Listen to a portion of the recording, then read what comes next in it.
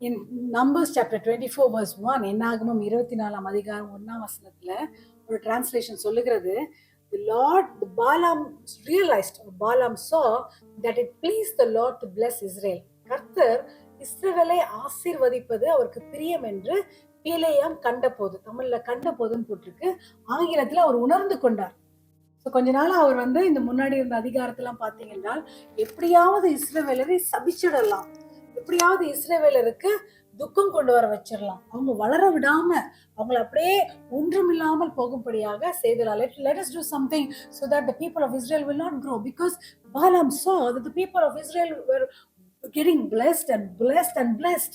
சில வேளைகளை நீங்களும் நானும் கர்த்தருடைய ஆசீர்வாதம் நம்ம மேல இருக்கும்போது ஆசீர்வாதமா இருப்போம், ஒரு சந்தோஷத்துல நிறைந்திருப்போம். அதை எப்படியாச்சும் அதை கொலைக்கலாம் என்று நிறைய பேர் திட்டமிடலாம். பட் அவர் நிறைய ட்ரை பண்ணார் பாலாம். அதுக்கப்புறம் அவர் என்ன சொல்றாருன்னா, ஃபைனலி அவர் சொல்றாரு, ஐ ரியலைஸ்ட், நான் பார்த்துட்டேன்ப்பா, இவங்களை நம்ம இன்னுமே செய்ய முடியாது. Because the Lord has determined, அவர் தீர்மானிச்சிட்டார். the Lord has purposed ஒரு வசனத்துல போட்டிருக்கு, it is pleased, அவருக்கு பிரியம் என்று போட்டிருக்கிறது. அவங்களை ஆசீர்வதிப்பதுதான் அவருடைய பிரியம். அதை அவர் ஏற்கனவே தீர்மானிச்சிட்டார், முடிவெடுத்துட்டார். அவர் முடிவை யாராலும் மாற்ற முடியாது. உங்க மேல என்ன முடிவு எடுத்திருக்காரு தெரியுமா?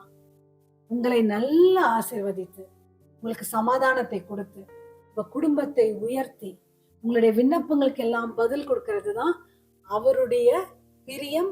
அது அவர் தீர்மானிச்சு விட்டார். He's already determined to be with you and to guide you. So let's claim this verse that people are going to realize it. உங்களை சூழ இருக்கிறவங்க, சுத்தி இருக்கிறவங்க அதை கண்டு அவங்க அறிந்து கொள்ள போகிறாங்க. ஜெபிக்கலாமா? உடைய அருமையான வசனத்திற்காக நன்றி ராஜா. எங்களையும் நீங்க ஆசீர்வதிக்கணும் என்று பிரியப்பட்டிருக்கிறீங்க, தீர்மானம் எடுத்திருக்கிறீங்க.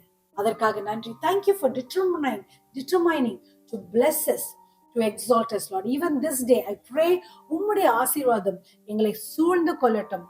உம்முடைய கரம் எங்க குடும்பங்களின் மேல இறங்கட்டும். எங்களை சுற்றி இருக்கிறவர்கள் நீர் எங்களோடு இருப்பதை அவங்க பார்த்து அவங்க ஆச்சரியப்படட்டும் ராஜா. இந்த நாள் ஒரு சமாதானத்தின் நாள், ஒரு ஜெயத்தின் நாள், ஒரு வெற்றியின் நாளா இருப்பதாக.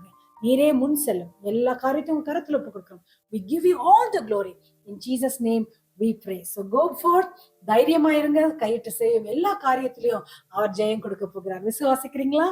Amen and amen. Be blessed.